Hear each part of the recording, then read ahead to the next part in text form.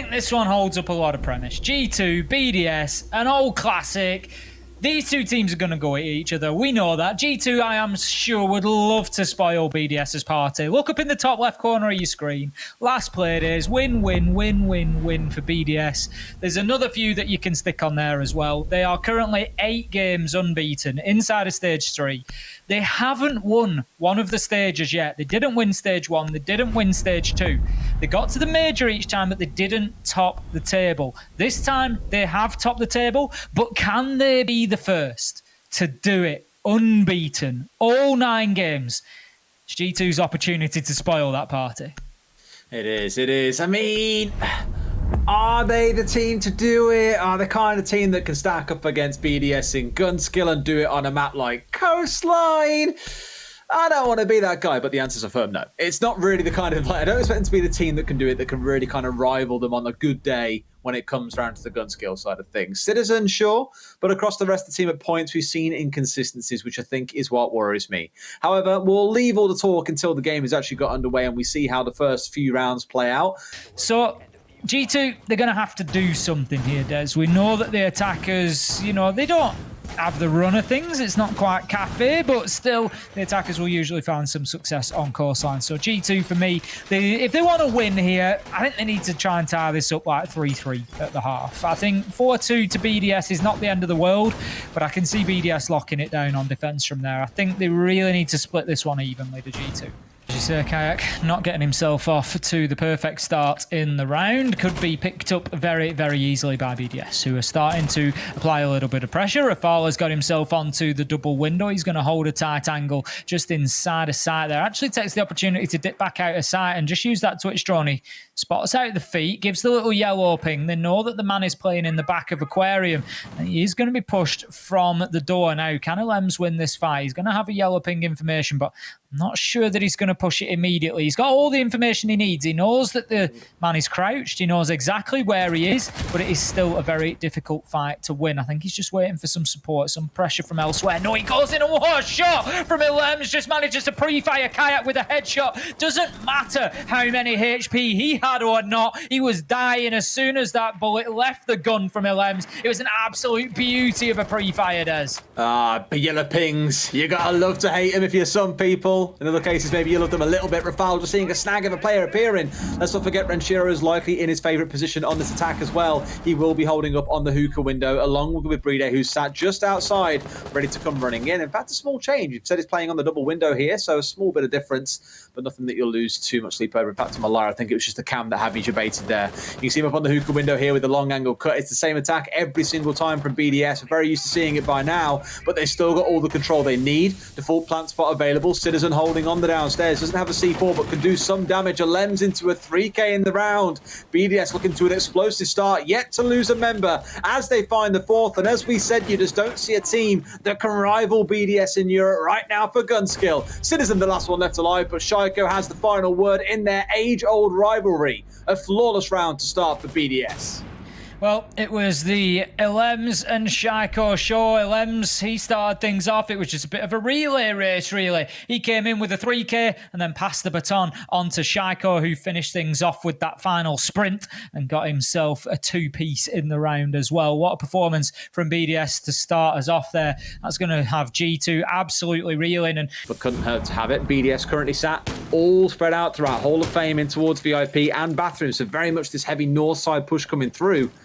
So for G2, it's a case of just holding firm here. They've still got that 90 shield set up, I believe. You've got to be careful about anyone who might try and come into flank on an alternative angle. The swing coming in, Shaiko hoping to find something, but well, mine not quite where he was looking for in the first instance. They dug in, they've got themselves comfortable, so BDS need to be the ones to adapt. Citizen just looking to find the long angle from luggage there, unsuccessfully. Shaiko now very aware of the potential position there. Going to be watching the flank, no doubt. Citizen already a little bit ahead of the game, though. While Shaiko was still checking in luggage, he was looking to move through Aquarium and Billiards. Now, Lems pushing in. He's aware of Kayak's presence, but he could be on the losing end of a gunfight here. Kayak, no, he sees the legs and he gets the man. Great play from Alems there on low health. That could have been asking for trouble. Breede's got himself inside a sight there as he's putting that diffuser down. It's 4 versus 2 all of a sudden, and it's falling apart for G2 as BDS, they've just been able to come in with a near perfect execute, get the diffuser down, get the kills at the same time, and Shiro closes down Citizen, and that is picture perfect from BDS. Basically world class, right? You're in a 4 versus 5. You make the tiniest move on the downstairs to remove the C4. At the same time, you've got crossfires set up in towards 90. As soon as that plant comes down, you know you're going to have players start moving. The crossfires are held. They find every single kill without losing a single person more in that round. So even in a man-down situation of 4 versus 5, they still finished the round with all 4 left alive. It is like SWAT levels of efficiency here. It is terrifying to see. And the members of BDS wanting to force him out. There's 45 seconds on the clock, and surely you start thinking, okay, boys, time for that pressure to start building up now because you're starting to run that clock down, and G2 still have tons of map control. Kayak just moving on the flank there, but I think the drone did spot him. Shaiko was very aware of the potential for the challenge coming in from there, and it's ultimately going to be Renshiro to shut down the man from Luggage, just sends him packing and gets the opening kill for BDS. Virtue steps around the corner, puts the Vector to use, managing to get the kill onto Renshiro in a late trade. 18 seconds left to go, and this one is on a knife edge, but you just feel that the advantage is with G2 at the minute because the clock is going to play into their favour. 4 versus 3, Yokai drone shot out. There's an opportunity here for them to get in and get the diffuser down. That's exactly what Breede does. It's 4 versus 2. There's somehow BDS. They're finding the answers once again. There are no questions that G2 can find that BDS do not have a response for. And that is going to be another round closed out. An execution inside of 10 seconds. There's BDS are just absolutely flying on coastline right now. As I said, coming into it, you look at this for G2 and you just think it's an opportunity for them to think, you know what, take the chance. You know, all right, if we fancy a peak, let's have a peak. You know, it really doesn't matter too much to them, I don't think. So they're willing to take those risks at the beginning of the round, but Virtue taking a risk there and Shaiko just absolutely deleting him from behind the plant pot there. Beautiful kill. Renshiro manages to find Jonker and it's all falling apart. You said that they've been slow, Des. They've come out and within a minute, they are 5 versus 2. They're just playing around here. Oh, do you want to do this round in first gear, guys, or in fifth? Last round was in fifth. We'll take it nice and slow. This one, straight into first gear, razzing it down the motorway and saying, right, we're going all the way to hell with this one. My God, are they really making it feel like hell for G2? A small observation, by the way, Shaiko does have a few rounds where he basically loses both of his drones really early in the round. And I'm thinking that is down to him just being the aggressive entry and giving them intel to feed back and forth, not stressing about losing 2 drones, because then he gets to start using his frags, get his gun up, so on and so forth, and they really start to turn things into a higher gear. All that said, a kill come back in for 2 members of G2. They do start to bounce things back in ever so slowly. Citizen and Hungry getting their names on the kill feed and on the scoreboard for the first time this game. That's it. They're certainly involved in the game now, but Rafal is well ready for that run out. Hungry getting absolutely decimated as he comes out of the main door. Breede once again in and getting a plant down. Renshiro takes damage, but it is not enough as he manages to find the kill onto Citizen. 4-0 BDS, and surely we couldn't finish out an unbeaten streak, Des, with an unbeaten game without G2 picking up a single round. They've got time to play with is the most important part, and I just feel you can't count them out until the clock literally hits 0 or until they're all dead. The rounds that we've had where there's been 30 seconds left, 10 seconds left, and it looks like there's no way they could possibly win, they somehow make it happen. Now, Yonka's in a rough spot. They know where he is. He's got 1 bullet away from death. Oh my God, no way does he fight that back. How does he not get the kill? What is that? That's unbelievable. The man just tanked a face full of bullets and walked away the winner. Now, still, no kills coming back for G2. Yonka's down, and Citizen, once again, finds himself in a 1 versus 5. It is not a dream situation that any player wishes to be in, and it's yet another flawless round coming out for BDS, despite things starting to look a little bit shaky as that round went on. But for them, it's definitely one of the games that I look at and just think there's no way there was prep done for this. I mean, the Nitro... There's nothing wrong with it. Maybe you catch somebody out, but Nitro out of the door, you know, in an attempt to get essentially a spawn peak, you know, it just sort of says everything, really. Shaiko manages to keep himself 2 with nades. This is ludicrous. Be Citizen and Jonka down. You know, how do you, at the same time, you know, I've sort of ribbed on G2 a bit there, and, you know, I've said that the performance hasn't been the best, but how do you play against that as well? I mean, as you were saying that, I just checked out WhatsApp and Jess is going absolutely mental as to why they've got someone sat behind a shield when there's no Wamai on side. I was going to mention it. It's the first round. We haven't seen them bring a Wamai. They brought it in every other one. And 2 grenades coming from Shaiko. My God, what a shock horror, right? They've just completely ruined them in this round as well. It is rolling over to be a sprint to the finish line. Another flawless round. 3 in 1 game. And D2 still yet to get a Buzz 4 kill. This is just, I don't know. I don't know what to say anymore, Ace. It hurts. There's nothing to say, realistically.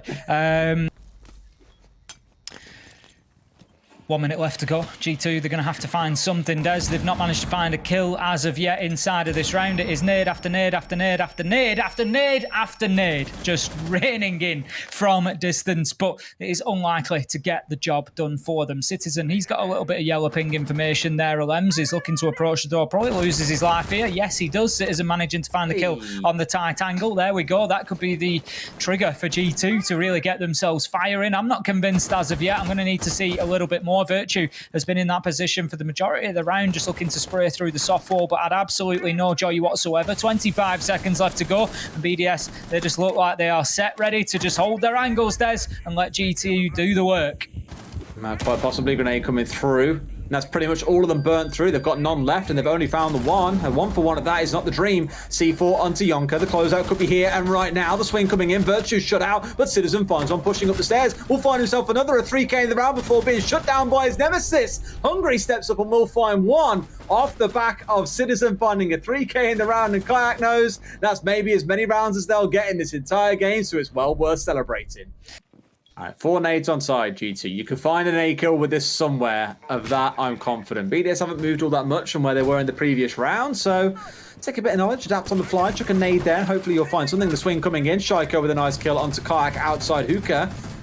It's an opener, but can G2 fight their way back through? Will they get hit hard on the flanks by Citizen once again?